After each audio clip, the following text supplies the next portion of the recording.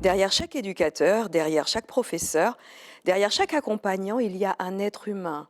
On les imagine solides, toujours disponibles pour nos enfants, mais dans l'envers du décor, il y a la fatigue émotionnelle, les charges invisibles, le poids des histoires compliquées qu'ils accompagnent, tout en portant les leurs. Aujourd'hui, on parle de ceux qui prennent soin, parfois jusqu'à l'épuisement. Bienvenue dans l'envers du décor, l'émission où l'on parle de ce qu'on vit et pas seulement de ce qu'on montre. Aujourd'hui, on s'arrête sur une réalité souvent oubliée, celle des éducateurs, des accompagnants, des professeurs, bref, des acteurs éducatifs qui gèrent le quotidien émotionnel de nos ados, de nos enfants et de nos tout petits.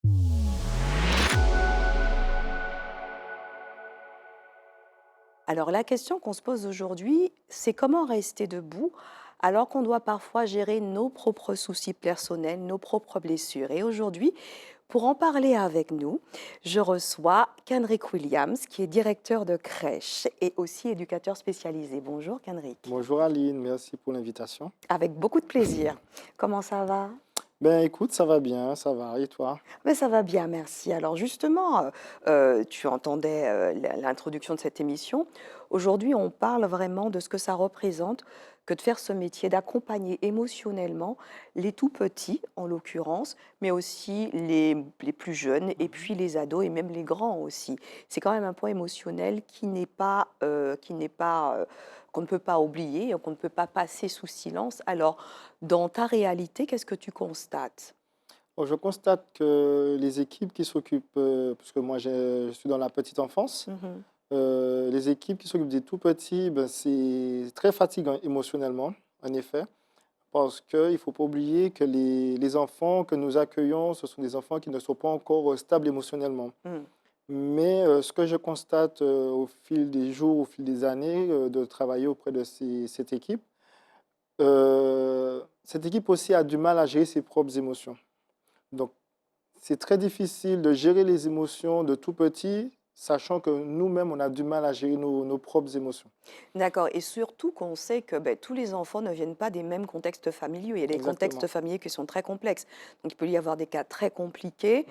à gérer. Alors, et en plus, et comme tu viens de le dire, les éducateurs et les accompagnants portent eux-mêmes leurs propres blessures émotionnelles. Alors, quel, quel rôle joue justement la vocation dans tout ça? Est-ce qu'il faut uniquement regarder à la vocation pour faire ce type de métier Mhm. ou, heu, ou bien il faut regarder à autre chose? Alors moi, je pense que pour faire ce métier-là, Mmh. c'est de la vocation, dans un premier temps. Mmh. C'est de la vocation.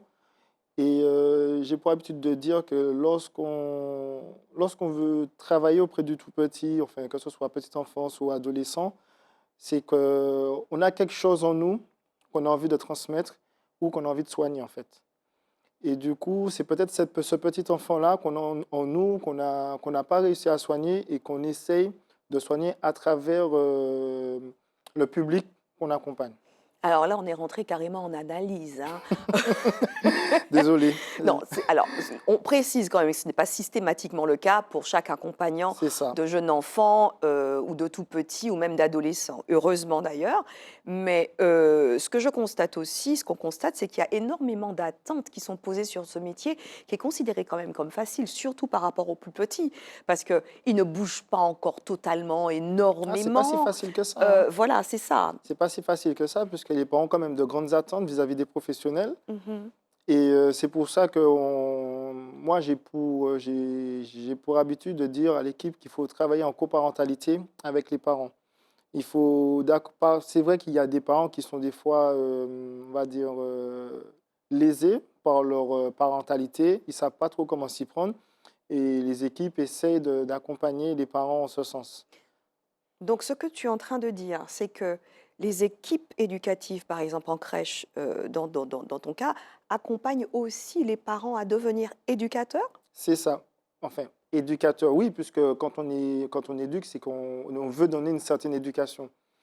Mais il y a des parents, enfin, on n'est pas parent, on le devient. Et Voilà. c'est grâce aux enfants, en fait, qu'on apprend au fur et à mesure à accompagner, en fait, les enfants dans l'éducation qu'on souhaite mettre en place. D'accord. Alors, tu as parlé également, des blessures que Mhm, certains n'ont pas réglées avant de faire ce métier. À ton sens et mhm. par rapport à ton expérience sur le terrain, qu'est-ce que tu constates à ce niveau-là? Quelle quelle incidence, quelles conséquences justement sur la pratique du métier? Euh, Ben, une chose tout bête, hein, un enfant qui va peut-être se mettre à crier euh, envers l'adulte, ben, ça peut frustrer l'adulte, par exemple. Mais pourquoi cet enfant crie là après moi, je ne suis pas son camarade? Ça peut être des petites remarques comme ça. Alors qu'on sait très bien que l'enfant, c'est une petite plante qu'on est censé accompagner, on est censé être son tuteur et lui donner les meilleurs outils, la meilleure engrais pour pouvoir pousser dans les meilleures conditions. Et Mmh. l'enfant n'a pas la même réflexion que nous. Et nous, adultes, on a tendance à l'oublier. On attend, euh, on attend des choses de l'enfant qu'on attendrait d'un adulte. Mmh. Et c'est là où ça, c'est un peu compliqué pour l'adulte qui a peut-être, lui, eu une relation peut-être particulière dans sa famille, dans sa vie personnelle ou sa vie professionnelle en amont. Donc en fait, on parle vraiment de la régulation émotionnelle des 2 personnes en présence, c'est-à-dire la Exactement. personne de l'enfant, du tout petit et la personne de l'éducateur, de l'accompagnant en crèche, par exemple. Exactement. C'est ça, d'accord. Alors maintenant, on va passer à notre fameuse rubrique «Et si on commence à se dire la vérité?»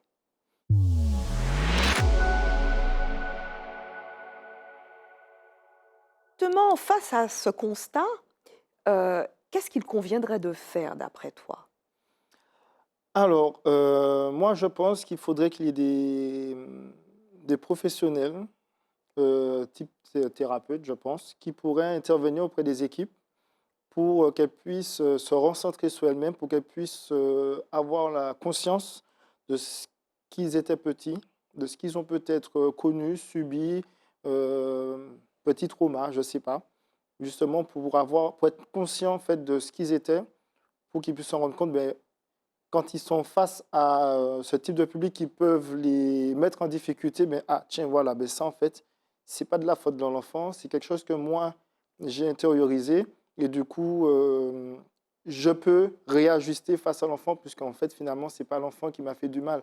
C'est un effet miroir euh, que, que ça me renvoie. Oui, mais c'est vrai, j'entends parfaitement ce que tu dis, mais il y a aussi le fait que l'enfant puisse lui aussi, dans son univers familial, vivre des choses Oui, et expérimenter des traumatismes ou des mini-traumatismes, en fait, des mais impacts émotionnels qui sont très forts et qui sont parfois déstabilisants au sein d'une crèche. On parle là de la crèche, mais ce qu'on dit dans cette émission est absolument valable pour tous les cadres éducatifs dans mm, lesquels on reçoit des enfants, on reçoit des jeunes, on reçoit des ados, en fait. mhm. On est d'accord? Oui, ben oui, tout simplement, ça peut être un ado qui a subi quelque chose dans sa famille. Il va se présenter à, je sais pas moi, soit la jante féminine, la jante masculine, et puis ça va lui renvoyer quelque chose que lui, il a subi à la maison. Mais peut-être qu'il va se mettre une barrière et l'adulte qui est en face de lui va pas forcément comprendre et il va surinterpréter ou interpréter, je sais pas. Mmh. Et c'est ce qui peut aussi créer des dissonances entre les deux parties. Absolument. Et puis, il faut quand même tout ça, ça quand même, ça demande quand même une sorte de gymnastique Ah, c'est pas évident. émotionnelle qui génère un épuisement et une usure à force. Donc, est-ce que déjà la première piste de solution ne serait pas de repérer et de reconnaître qu'on est juste épuisé émotionnellement? Oui, tout simplement, oui. Il faut pouvoir se dire, ben voilà, ce matin, je me suis réveillé, ben, je suis peut-être pas apte à accueillir certaines émotions, je suis fatigué ou je me sens triste, je me sens en colère, je ne sais pas pourquoi, mais c'est pas la faute de l'autre. Mais c'est bien sympa de dire ça, mais qu'est-ce que tu fais? Tu dois aller travailler, tu es au bout de ta vie, tu dois gérer, 15 gamins. Tu fais comment? Eh ben, je pense qu'il faut, comment dire, comment expliquer? Il faut se dire que voilà, l'émotion, c'est moi qui la ressens. C'est pas l'autre qui m'en veut. Mmh. Je suis en colère aujourd'hui ou je suis triste. C'est pas la faute de l'autre. Je suis conscient, je respire un bon coup Je fais peut-être, quelque chose, sophrologie ou Un petit un exercice de petit exercice de respiration, respiration tout par simplement, exemple. voilà et puis après une fois que j'ai mis ma cape de professionnel, ben, j'essaye, je ne dis pas qu'il faut oublier ce qui s'est passé à la maison, mais j'essaye de mettre de côté tout en prenant en compte mon état émotionnel pour justement accueillir, l'état émotionnel de l'autre et quand je sens que la coupe commence à déborder, ben, peut-être que je peux déléguer. Me retirer, Voilà, déléguer effectivement, me donner le droit de souffler, de dire: «Je vais m'enfermer 2 secondes et demie voilà. dans les toilettes, respirer pour ne pas frapper cette petite. Est-ce que tu peux prendre le lead, s'il te plaît?» Exactement, il ne faut pas avoir peur de dire: «Ben, écoutez les filles ou les collègues, ben, aujourd'hui je ne me sens pas très bien. Il se peut que je suis à fleur de peau, que quelle que soit l'émotion qui va se présenter à moi, je ne pourrai pas gérer. Donc je compte sur vous pour pouvoir m'épauler, m'accompagner et m'aider parce que voilà, c'est pas de votre faute, c'est pas du Mmh. faute des Mmh. enfants. Mmh. Aujourd'hui, voilà, mon état émotionnel n'est pas en capacité de, donc je compte sur vous, pour et c'est pas raconter sa vie en fait, c'est Mmh. juste prévenir pour guérir». Absolument, et pour éviter justement de faire encore plus de mal qu'on ne ressent Mmh, déjà, ou de propager le mal que l'on ressent à c'est ça, l'intérieur. pour qu'il soit pas trop tard. Mmh. Et puis aussi un équilibre à réinventer, à trouver. Mmh. C'est-à-dire que si, par exemple, on a trop donné et qu'on se sent à bout, mais qu'on se sent, on va dire, obligé d'y aller parce qu'il faut quand même payer les factures, Mmh. il y a plein de choses, on peut pas se mettre en congé maladie parce que aussi on aime son métier, on est tiraillé effectivement par ce devoir de loyauté, par, à la fois, l'amour qu'on ressent pour les enfants, mais aussi la pression des factures. Il y a quand même un équilibre à trouver dans tout ça, non? Ben, je pense que l'équilibre à trouver, c'est, en fait, il faut quand même se rendre compte qu'on passe, la majeure partie de notre vie au travail. Ouais, 80, Donc c hein? et c'est quand même une grosse pression Mmh. et c'est vrai que nous, en tant qu'être humain, on doit pouvoir se dire: «Bon, qu'est-ce qui peut me permettre de décharger toutes ces mauvaises énergies, toutes ces émotions que moi-même j'arrive pas à gérer?» Mmh. S'isoler, je ne sais pas si c'est la bonne solution. En parler, ça peut être une solution. Faire du sport, bien s'alimenter, enfin, je pense qu'il y a des techniques propres à chacun pour pouvoir souffler et puis essayer de revenir le lendemain d'attaque. D'accord, et alors dernière question, est-ce que c'est ce que tu dis à tes équipes justement? Est-ce que Franch- vous en parlez franchement, ouvertement? Alors j'essaye, mais Mmh. c'est pas évident Mmh. parce que ben, c'est un peu comme ce que tu as dit, oui, mais quand je rentre, j'ai mes enfants à gérer, j'ai le repas à gérer, j'ai le ménage, j'ai tout ça. Je dis oui, mais du coup, on n'a qu'une vie. On n'a qu'une vie et puis, beh, malheureusement, le jour où on est 6 pieds sous terre, ben, le ménage sera toujours présent, le travail sera toujours présent et puis finalement, beh, toi, tu serais, malheureusement pas disponible pour tes enfants parce que tu n'as pas su, trouver le bon équilibre pour justement donner ce qu'il faut à tes enfants et à ton conjoint ou à ta famille. Merci beaucoup Kenrick Williams. Je, rappelle que monsieur est éducateur spécialisé, donc il connaît ses affaires. Il est aussi directeur de crèche. Et quant à vous, je vous remercie de nous avoir suivis. Merci d'être toujours là, dans l'envers du décor. C'est vrai qu'on parle de sujets qui ne sont pas toujours faciles et qu'on n'aborde pas souvent. Mais cette émission est justement là pour ça. Et si ça a résonné en vous, si ce qu'on a dit sur ce plateau vous a interpellé, n'hésitez pas à aller explorer l'univers de Bicom et à regarder quel parcours vous conviendra le mieux. D'ici là, prenez soin de vous et n'oubliez pas que tout ce que vous ne dites pas, un moment ou un autre de votre vie, ça va ressortir. Donc il vaut mieux le résoudre maintenant. À très bientôt et prenez soin de vous.